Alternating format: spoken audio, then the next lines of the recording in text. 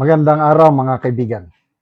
Bigyan natin ng reaction opinion itong video posted by Mayors for Good Governance.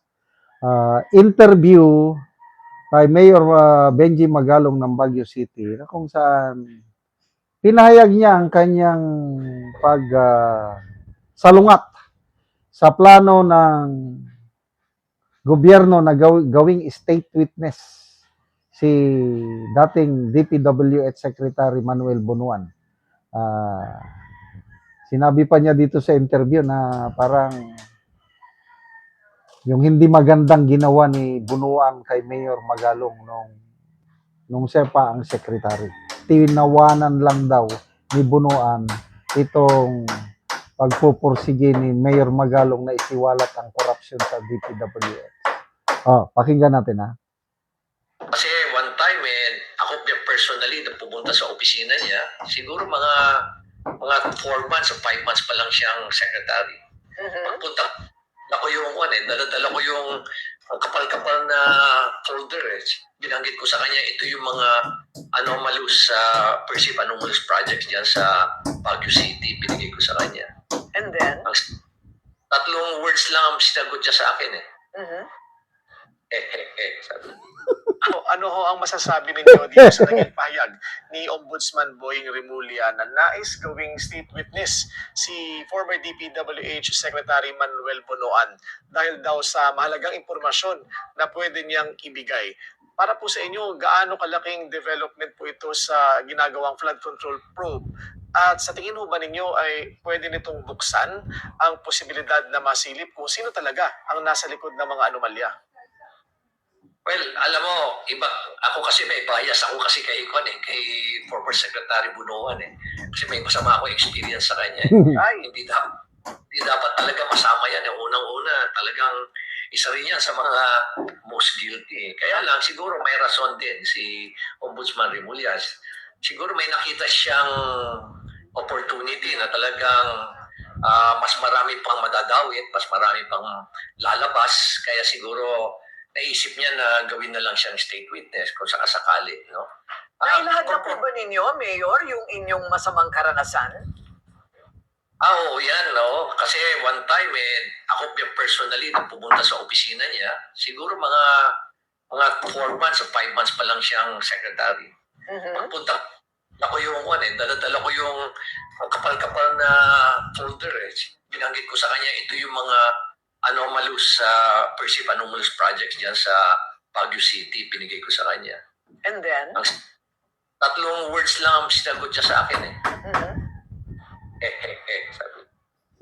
Ganun po? Ganun po. So, pagkatapos nun, wala na kayong narinig at wala na pong naging pag-usap sa pinapaimbestiga po ninyo? Walang nangyari. Kaya nga, talaga ako na-frustrate ako At imbestigan din namin siya sa ICI. Para kami nakipag-usap sa janitor na wala siyang kalam-alam. Sabi ko nga sa kanya, billions were lost. Nung time ko na nagtanong sa kanya, Mr. Secretary, billions were lost. And you're telling us that you know nothing about it.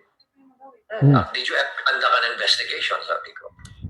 So, Mayor, given that, would you urge government or the executive not to push through with its plan na i-discharge at gawing state witness si Secretary Bunuan? Well, hindi ko kasi alam. Mahirap kasi magsalita ng ganyan, Wheeler. Basta-basta sasabihin ko na lang. Kasi sa perspective ng ibang investigador, katulad ni Ombudsman Boying, baka may nakikita siyang opportunity. Kasi nga, alam mo, hanggang ngayon, kukunti pa lang ang nakukulong. Talagang konting-konti lang. Hindi pa talagang mga deeply involved dyan sa anomalya na yan Ang masasabi ninyo dito sa naging... Kayo, anong pakiramdam nyo?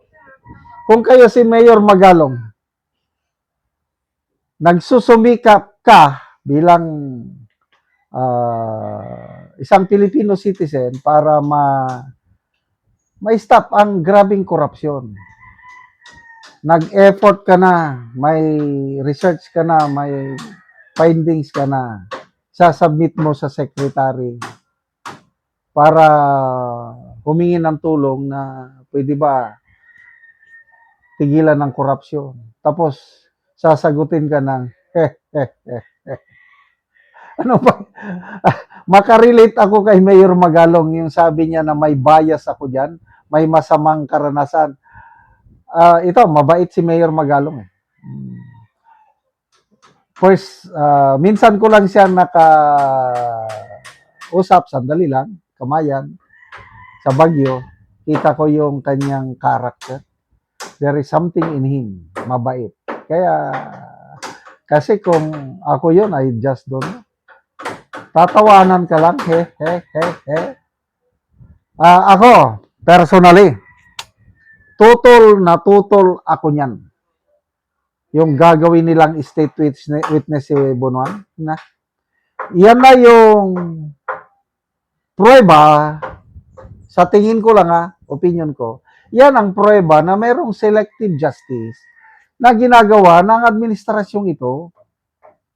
Sinasabi ni Ombudsman Remulla na there is no selective justice when it comes to the ombudsman. I beg to disagree.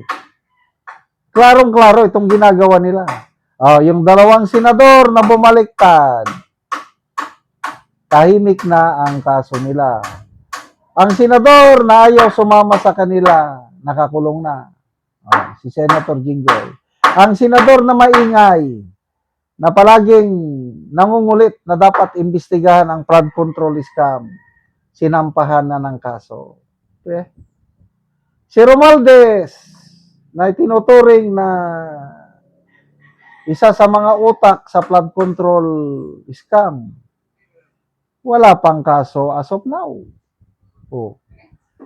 So sasabihin ng ombudsman na walang selective justice. Sa kanya, wala. But sa taong bayan, sa nakakarami sa taong bayan, based mo sa mga reaksyon sa social media, naniniwala ang nakakarami na mayroong selective justice na ginagawa ng administrasyon. Okay. Mabuhay po kayo, Mayor Benji Magalong. Sana ituloy nyo ang inyong advokasya na labanan ang korupsyon sa ating bansa. Salamat mga kaibigan sa inyong pagsubaybay sa channel nito. Nakakatulong kayo ng malaki sa tribong Talandig ng Bukidnon dahil ang income natin sa channel na ito is pantulong sa tribo. Namimigay tayo ng libreng yero at pako para makapagpatayo naman sila ng mas maayos na tirahan. Panoorin nyo ang video na ito. Ako diri sa gipatindog nga balay sa tabangan na Mugyero. So una niya ang gipatindog nga balay nga pag-aatopan karon sa dinhi sa Upper Kalapat sa balay ni Nico Hinganan. So mo na ni ang ngero nga among gihatag nga iatop karon.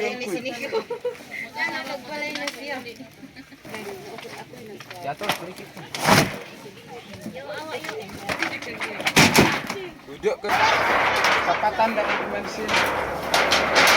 Wait, tadi baru.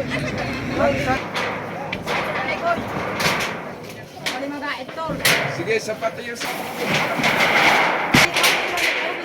Ipag sa pawa yun nga eh.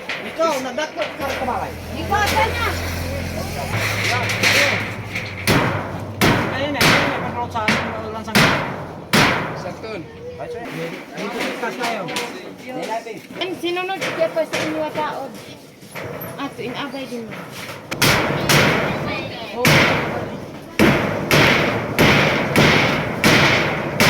O karon humanagyod sa pag-atop ang ginatabang nga yero. So natupan na gyud ang ilang gipatandog nga balay ni Miko. Salamat sa Ginoo ug sa nagatag sa sin kay nakatop na ko sa akong gipatukod nga balay.